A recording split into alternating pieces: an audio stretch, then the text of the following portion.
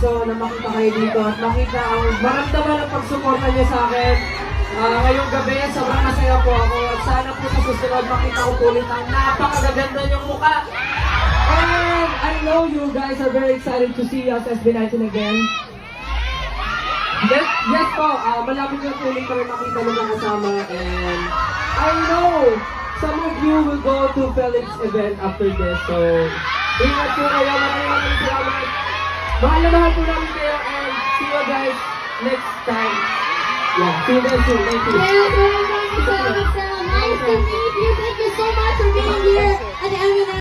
Sabi nga ni M&M's, gawin natin mas sweet ang Valentine's Day natin.